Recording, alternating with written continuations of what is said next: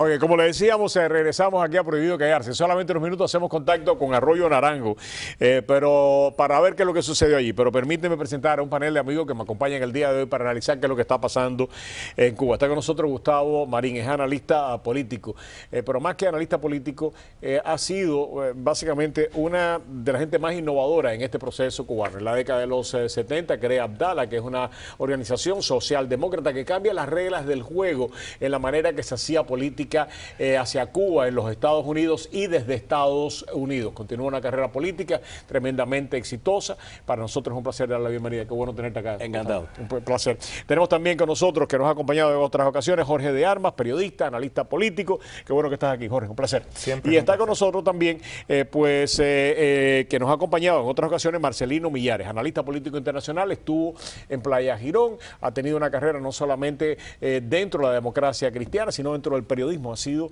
promotor de televisión, de radio y de todo. A todos, muchísimas gracias por acompañarnos. ¿Qué pasó en Arroyo Naranjo? Es lo que vamos a ver en solamente unos segundos y no es lo único que vamos a discutir, por cierto. Pero me parece a mí que es sintomático de aquellos que dicen en Cuba no pasa nada. Tenemos en la línea a Yuniel López. Yuniel López fue candidato a la Asamblea Municipal del Poder Popular.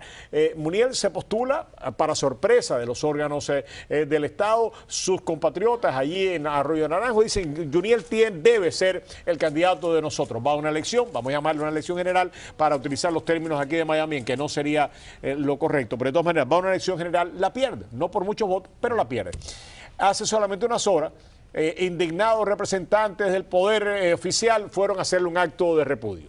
Cuando estaba en el medio del acto de repudio, Arroyo Naranjo entero salió para la calle a respaldar a Yuniel. Yuniel, gracias por acompañarnos. Cuéntanos, y ya estamos viendo imágenes de lo que sucedió en Arroyo Naranjo. Cuéntame a mí, a nuestros televidentes y a los que me acompañan en el programa, qué fue lo que pasó. Adelante.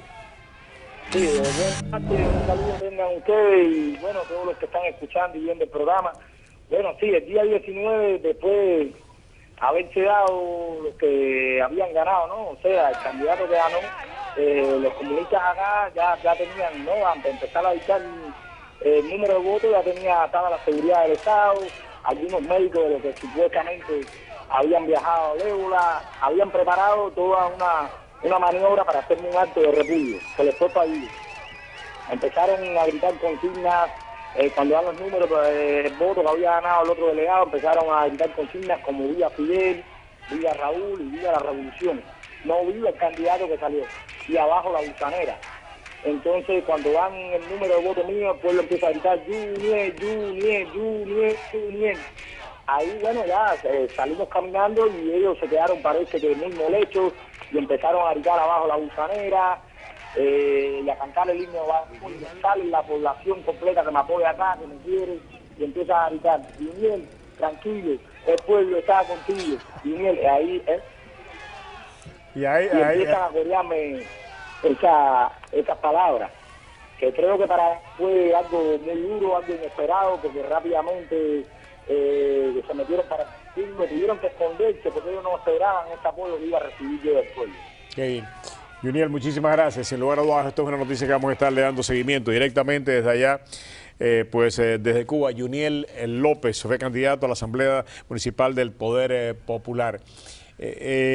Gustavo, ¿qué te parece esto? A mí me parece fantástico. Yo creo que todo parto tiene dolor. Y aquí estamos viendo el inicio de un parto hacia la democracia.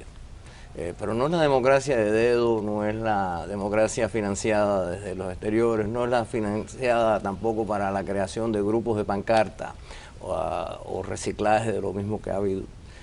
Yo creo que es la oportunidad de que mucha gente, o alguna gente, pueda llegar a expresarse, y esto es primero que nada una lucha por la expresión. Están luchando, por supuesto, contra lo que luce ser todavía un sistema que a todos estos seguidores del sistema no les ha llegado el telegrama. ¿Okay?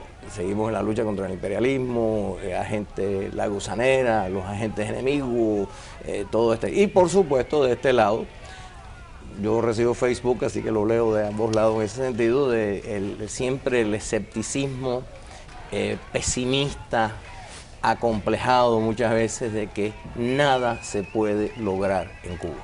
O sea, versus estas dos actitudes, me parece que está saliendo una, no tan solo más racional, porque no tiene que ser racional, está saliendo una más auténtica, más autóctona y definitivamente más cubana. Más cubana, me parece a mí, ¿no? Una de las cosas que me parece que uno termina concluyendo, y tú lo decías, me parece que la imagen que utilizaste fue realmente muy buena, ¿no? Que alguna gente no ha recibido el telegrama de lo que sucedió en Panamá, porque cuando vemos básicamente lo que terminó diciendo Raúl Castro de Obama, que termina diciendo, este es un gran hombre, ¿no? Y es un tipo honesto, y le pido perdón, todo ese tipo de cosas, se desmonta el discurso tradicional sobre el cual ha estado montado todo este proceso hace 55 años, que es la confrontación con Estados Unidos. Pero si no hay confrontación con Estados Unidos, no hay justificación para el estado de excepción. Eso no quiere decir que haya que cambiarlo de la noche a la mañana, por supuesto que no. Pero de alguna manera, entonces sí hay que empezar a revisar el modelo completo, porque este modelo está montado sobre la confrontación con Estados Unidos. Por supuesto, y hay una cosa también muy interesante que dijo Gustavo, y era cómo desde aquí todavía se ve la perspectiva de que no pasa nada. Lo más interesante aquí es que se ha utilizado la institucionalidad establecida. Eso también representa dos aspectos que políticamente son muy interesantes. El primero es que le otorga legitimidad a un sistema establecido y el segundo, que es mucho más importante, es que desde ese propio sistema tú, sin tener las mismas ideas, puedes proponerte. Es que eso fue lo que hizo para allá. Eso fue lo que hizo para allá. En otro sentido, aquí lo hemos visto en el modelo. En la Constitución hay un hueco. Déjame aprovechar este hueco constitucional que aquí fue criticado, vilipendiado, acusado de quinta columna, pero para allá de una manera muy inteligente dijo, aquí hay un hueco, el régimen se lo cerró y sabemos todo lo que pasó después, pero utilizó eso que tú estás diciendo. Pero ahora hemos llegado a un punto en el cual, o sea, como tú dices, o bien, hubo un proceso en el cual se pudo impugnar lo que hizo para allá, pero en este caso, al utilizar herramientas que están establecidas tanto para ti como para mí, ¿entienden? En ese sentido es mucho más difícil establecer más allá de biografías, más allá de actos como este, más allá de eso. Es imposible evitarlo porque tú estás evitando el propio sistema por el cual se rige los órganos de gobierno municipales en este caso. Me parece que estoy de acuerdo con los dos. Creo que es el comienzo, quizás, o la primera vez que vemos que se produce este tipo de manifestación política que tiene unas implicaciones, aunque está en el pueblo de Arroyo Naranjo, que es pequeñito, pero las implicaciones que tiene si se le da la publicidad, si se deja saber al resto de la isla lo que pasó, las implicaciones son increíbles porque es un camino real y verdadero, quizás el camino más real, porque el problema de Cuba no se resuelve, y vimos que no se resolvía entre el diferendo de Estados Unidos con Cuba. Y precisamente lo que estamos viendo ahora, lo importante que yo veo en la situación, lo importante que tiene todo el tema del restablecimiento de relaciones, es de que está muy claro de que el problema lo tenemos que resolver los cubanos. Y en este caso es la primera vez que es un grupo que no es oficialmente político. Pues, político de la disidencia, quiero decirte, y eso es lo que le da legitimidad. Y eso es lo que le permitió posiblemente que lo pudieran hacer, y ahora viene el acto de repudio, pero los actos de repudio no resuelven. En Panamá nos hicieron un acto de repudio muy fuerte los oficialistas, precisamente porque allí se reconoció que existe una fuerte oposición dentro y fuera de Cuba. O sea, están pasando muchas cosas y la realidad nunca es lineal. Todo lo contrario, están pasando cosas dentro de Cuba, están pasando cosas en Panamá, están pasando cosas fuera de Cuba, están pasando tantas cosas que todas esas cosas sumadas significan una cosa, tiene un denominador común que se llama cambio. O sea, estamos más o menos compartiendo, estamos compartiendo la esperanza, yo creo que es una parte muy importante de todo esto. Es que tú sabes yo mantengo ayer, pero no es que te interrumpa. Tú sabes lo más importante de todas estas cosas, que hasta hace muy poco nos dividía la política de Estados Unidos. O sea, eran básicamente desde la década de los 80 empieza aquí un debate interno y que canibalizó todos los recursos de la oposición, que era si estás a favor del diálogo, si no estás a favor del diálogo, si estás a favor del embargo, no estás a favor del embargo. O sea, nos dividía no la realidad cubana, sino nos dividía una política de Estados Unidos. Pues bien, de ahora en adelante nos vamos a tener que acostumbrar que la política de Estados Unidos ya no está ahí para dividirnos. Nos podrán dividir nuestros pecados o nuestras virtudes, pero no nos vamos a poder seguir utilizando ni el régimen castrista, ni la la oposición va a poder seguir utilizando a Estados Unidos como excusa para no avanzar en un proceso que tiene que llevar a la democratización del país. Y precisamente sobre esto habló el secretario de Estado de Estados Unidos, John Kerry, en una conferencia sobre las Américas. Vamos a escucharlo y después quisiera que ustedes reflexionaran sobre esto. En Panamá, el presidente y yo nos reunimos durante horas con nuestros compañeros cubanos, en la que fue la primera reunión formal de este tipo desde los años 50. Estamos comprometidos a seguir avanzando en el camino para normalizar las relaciones. Este nuevo camino no solo se basa en la fe, sino en la convicción de que la mejor forma es promover los valores y los intereses de los Estados Unidos, mientras que ayudamos a brindar mayores oportunidades y libertades para el pueblo cubano. Y eso es precisamente lo que estamos haciendo. Jorge.